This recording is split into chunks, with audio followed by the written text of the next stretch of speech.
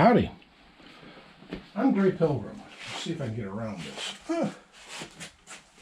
What you're looking at is a long land pattern musket, commonly called the Brown Bess. What the British used in the Revolutionary War. Now, why do I have this out? Well, the other day, well, first of all, I'm not a great shot. I don't have the best information in the world. I don't have the best videos on gun shooting, but I have them on the obscure nature of guns. I read a lot. I read this book yesterday. Okay, I had a letter recently, an email from Garrett Woods of 11 Bang Bang. Well, I don't know why, but for some reason I've got the reputation as a gun historian amongst the second-tier gun tuber channels. And so he says, you got any books on the American Revolution or 16th and 17th century stuff? And I said, well, it's not exactly my wheelhouse, but I got a few guns. I've got a brace of flintlocks here. Got a sword. Got a socket bayonet for this thing. And I've shot it, and it's kind of a cool gun to shoot. And it has quite a wallop to it, by the way. Anyway, I started looking through my collection, and I couldn't find anything that Garrett was looking for. I know that the 11 Bang Bang channel, that's a bunch of the Woods brothers, are really into guns. I mean, all sorts of guns. Ethan and Caleb are into the early stuff, the real early stuff. And Garrett's really into the Colts, and he's going to be doing a series on the Trapdoor Springfield soon. And I'm really looking forward to that one because I saw his series on the Colt, and it's superb.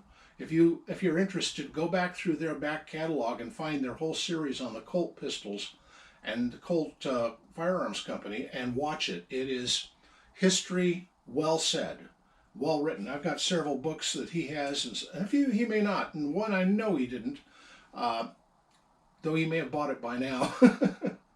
Anyway, I collect books. I'm a collector by nature. Obviously, I collect guns. Anyway, for some reason, Garrett is really into things like, the Jamestown people, the firelocks they were using back then, and I don't know, the Roanoke colonies, and the all of this stuff up until until the Revolutionary War. Well, I sort of know a little bit about the Revolutionary War, and I was talking to my cousin about that. And I was standing there, I was looking over at his pile of books that his recently read pile. And this was in it. And I said, hey, are you done with that? And he says, yeah, I'm done with it. I said, well, in that case, I'd like to read it at least. And so I mentioned it to Garrett. I said, this is called Weapons of the American Revolution and Accoutrements by Warren Moore. This was written in 1967, or at least published in 1967. And it is a superb book. He's a collector, or was a collector of such things, and he bought them back in the day when you could get them cheap. I mean, I'm looking at the prices in an old gun, the gun value lists, and in the 60s, they were cheap. They were so cheap, even in counting in inflation, they're still cheap. And I want one. I want to pay that price for stuff anymore.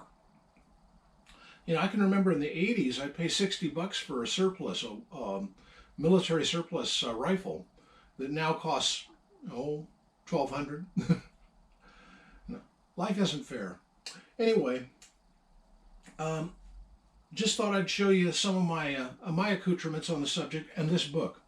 Another book I thought he might like. Where'd I put it? It's around here somewhere. I found a book about American gun makers and their hallmarks. The symbols that they put on the furniture and stuff on their guns, and I found out a few tidbits of data on the subject. Like if you're interested in tracing guns from the if they have silver furniture on them, they will all have the silversmith's hallmark on that. And by looking back at the life of that silversmith, you can get an idea of approximate date that the thing was made. If you look at proof marks on an English gun, you can figure out from that, you know, whether it's well, 1860s, 1870s, 1880s, like that, just from where the proof mark is and how it's made, how it's stamped. There were like 3 different proof houses, and depending on era, it'll be stamped with one of them. Matter of fact, I think one of them's still in business, come to think of it. Anyway, it's a fascinating subject. I love black powder. Black powder and flintlocks in particular are just, they're a lovely idea. This is a smoothbore, by the way. I think both of these are smoothbores as well. I do have several rifled flintlocks. One, two, well, I have 2 of them at the moment. I had 3, but I swapped one to Garrett for a pistol. It was a southpaw, and I'm not a southpaw. Garrett is. Anyway, this is my my tale for the day. Just discussion of Revolutionary War vintage weapons. And actually, this is a substitute for a scabbard or a sword of the time. This is actually an NCO Marine Corps saber copy that I picked up at an estate sale, and it's kind of pretty, and it wasn't too expensive, so I grabbed it. But this is gorgeous in my opinion, and it's just a fun gun to shoot. It was. Oh, you get down there! I don't want you falling over. Yeah, whatever. I'll end this now, and